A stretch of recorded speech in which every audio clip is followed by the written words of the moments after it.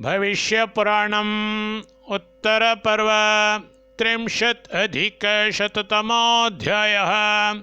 दीपदानविधिवर्णनम्। युधिष्ठिरोवाच भगवन् केन तपसा व्रतेन नियमेन वा दानेन केन वा लोके प्रोज्ज्वलत्वं प्रजायते।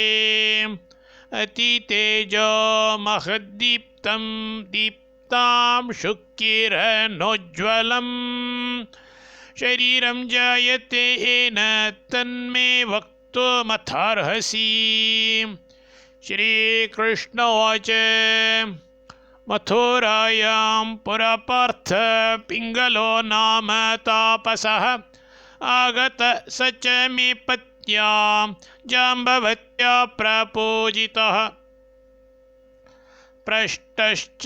प्रश्रमेवैतं सच्चावोचद्यथा तथं तयापि मे समाख्यातं तत्सर्वं ते वदाम्यहम्। यदा यदा नृपश्रेष्ठ पुण्यकाल प्रपद्यते संक्रांतौ सूर्यग्रहणे चन्द्रपर्वाणे वैधृतौ उत्तरे त्वयने प्राप्ते दक्षिणे विषुवे तथा एकादश्यां शुक्लपक्षे चतुर्दश्यां दिनक्षये सप्तम्यामथवाष्टम्यां स्नात्वा व्रतपरो नरः नारी वा भूमिदेवेभ्यः प्रयच्चेत् प्रयताङ्गणे घृतकुम्भेन दीपेन प्रज्वलन्तं प्रदीपकम्। युधिष्ठिरोवाच भूमिदेवा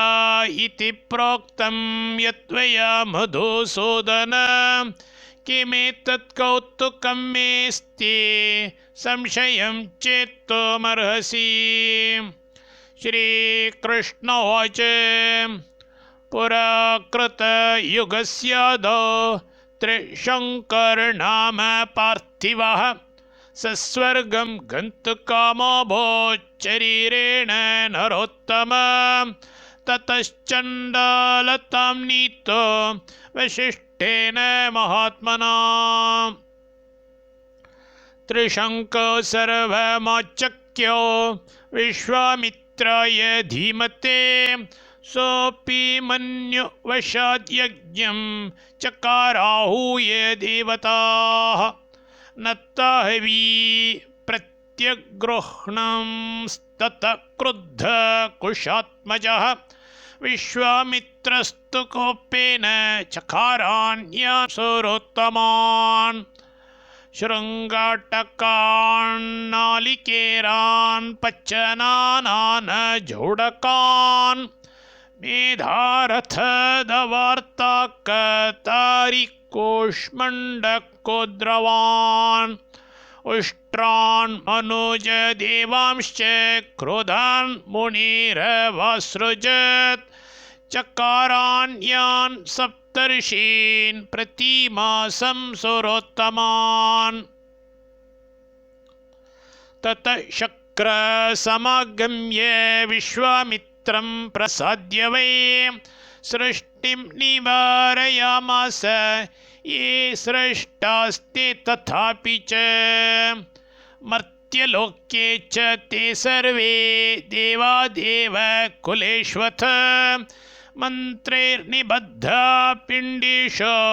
सितमूर्तिभृतो यथा ब्रह्मा विष्णुस्तथा रुद्रो ये चान्ये देवतागणाः लोकानामुपकाराय मर्त्यलोकमुपागताः प्रतिमासु स्थिता शश्वद्भोगान् भुञ्जते शाश्वतान् वरप्रदाश्च भक्तानाम् इति ते गुह्यमीरितम्।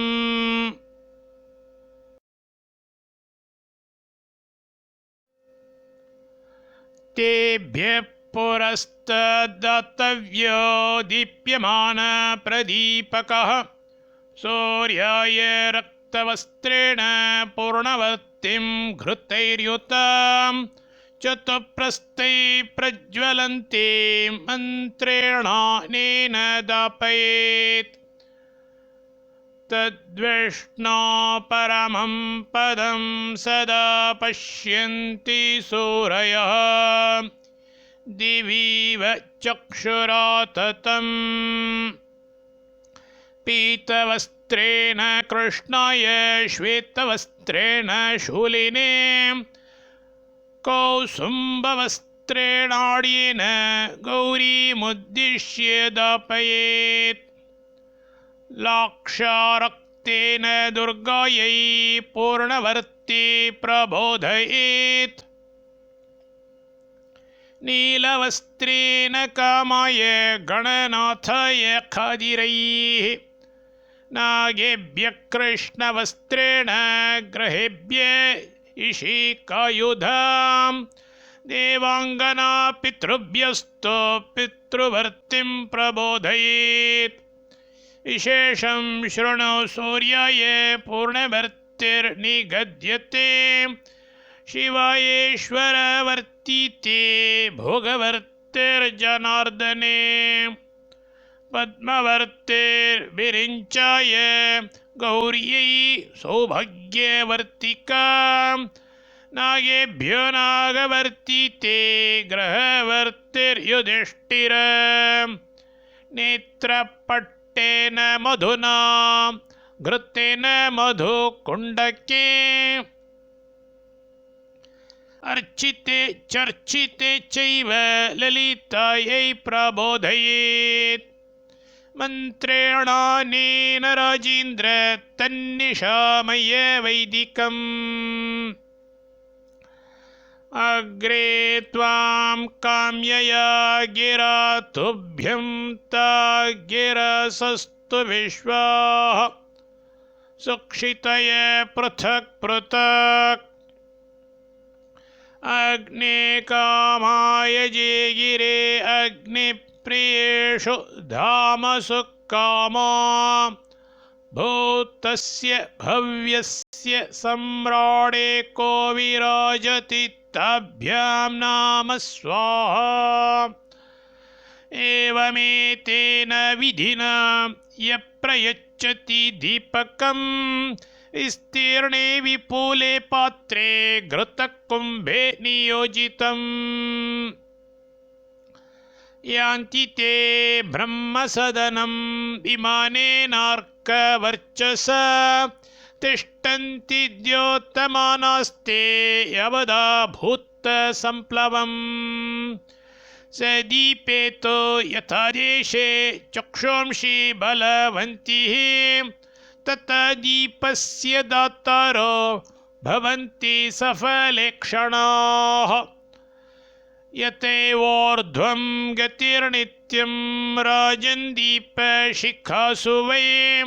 दीपदातुस्तथैवोर्ध्वं गतिर्भवति शोभना घृतेन दीपो दातव्यो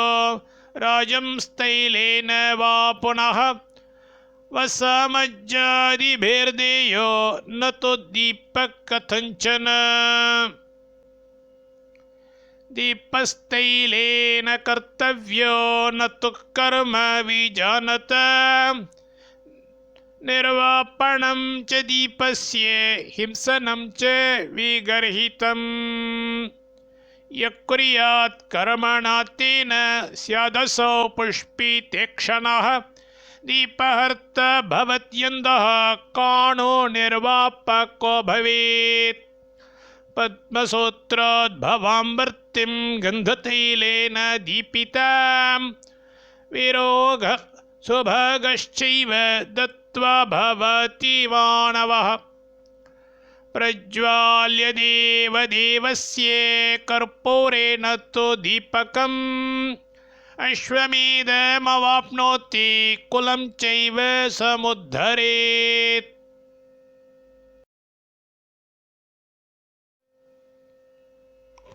एतन्मयोक्तं तव दीपदान फलं समग्रं कुर्वंशचन्द्र श्रुत्वा यतावत् सततं हि देया दीपास्त्वया विप्रसुरालयेषु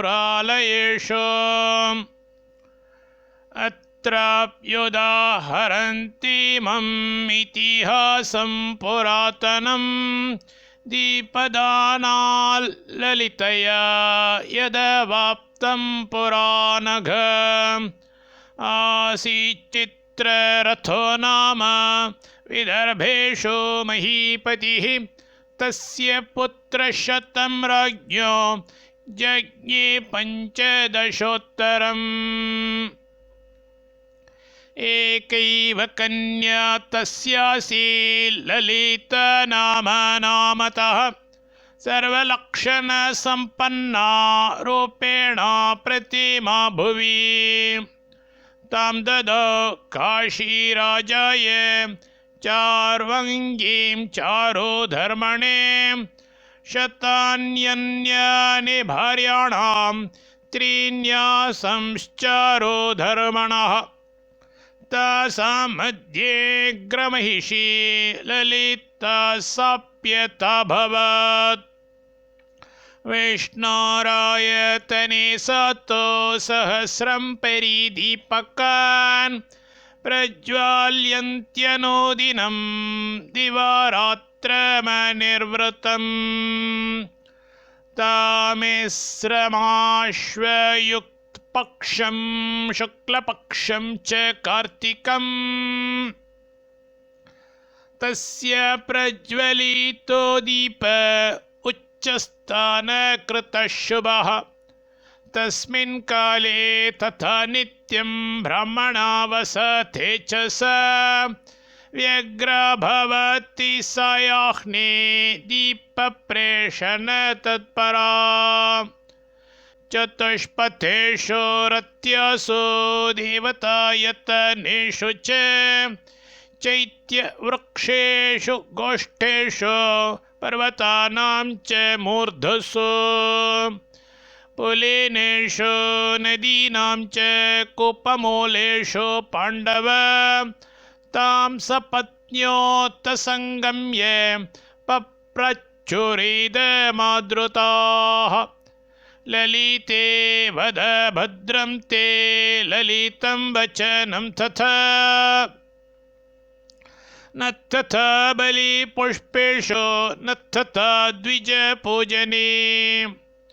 भवत्या सुमहान् यत्नो दीपप्रज्वालने यथा तदेतत् कथयास्माकं ललिते कौतुकं परम् मन्यामहे त्वयावश्यं दीपदानफलं श्रुतम् ललितोवाच नाहं मत्सरिणी भद्रा न च रागादिदूषिता एकपत्याश्रिता साध्व्यो भवत्यो मम मानदाः अपृथग्धर्मचरणाः शृण्वन्तु गदितं मम मयेतद्दीपदानस्य यथेष्टं भुज्यते फलम् हिरण्यदयिता भार्या शैलराजसुतावरा उमादेवीति मद्रेषु देविका सा सरिद्वरा नारायणामनुकम्पार्थं ब्रह्मणा ह्यवतारिता श्रुता किं भवतीभिः सा देविका पापनाशिनी तस्यां स्नात्वा सकृन्नद्यां गाणपत्यमवाप्नुयात् तस्यामथ नृसिंहाख्यं तीर्थं कल्मषनाशनं हरिणा नृसिंहवपुषा यत्र स्नानं कृतं पुरा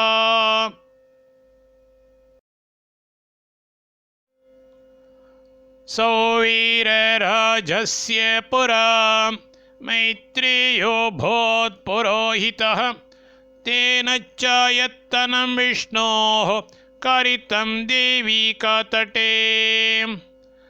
अहन्यहनि शुश्रूषां पुष्पधूपानोलेपनैः दीपदानादिभिश्चैव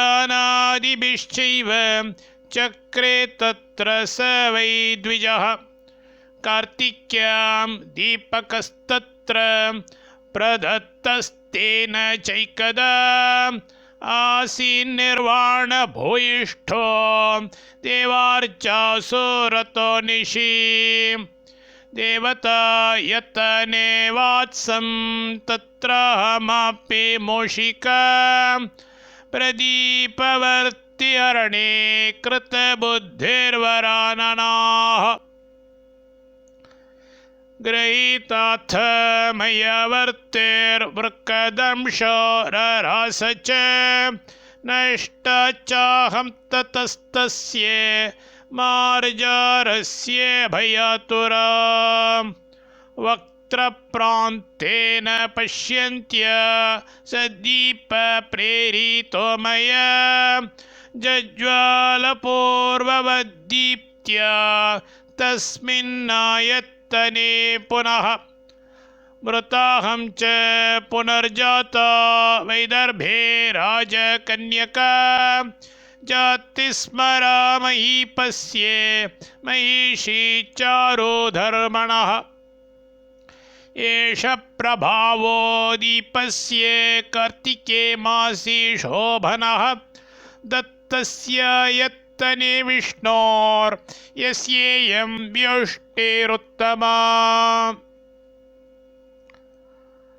असंकल्पितमध्यस्य प्रेरणं यन्मया कृतं केशवे बालदीपस्य तस्येदं भुज्यते फलम् एतस्मात् कारणादीपान् अमेतानहर्निशम् एतस्मात् कारणाद्दीपान् अहमेतान् अहर्निशम् प्रयच्छामि हरेर्गेः जातमस्य महाफलम् एवमुक्त्वा सपत्नी सा दीपदानपरायणा बभूव देवदेवस्य केशवस्य गृहे सदा ततः कालेन महता सह राज्ञा महात्मना विष्णुलोकमनुप्राप्ता पञ्चत्वं प्रायमानदा तं लोकमासाद्य नृपेण सार्धं सा राजपत्नी कमलाभनेत्रा रेमे महीपालमुदा समेता दीपप्रदानात् सकलार्तिहीना दीपप्रदानमपि पुण्येतरं वदन्ति विप्राग्निगोसुरकुलैकगृहाङ्गणेषु तद्दानदीप्तवपुषाथ पतोऽन्धकारे गच्छन्नर पतति न स्खलने कदाचित् गच्छन्नर पतति न स्खलते कदाचित् इति श्रीभविष्ये महापुराण उत्तरपर्वणि श्रीकृष्णयुधिष्ठिरसंवादे दीपदानविधिवर्णनं नाम 30 उत्तरशततमोऽध्यायः।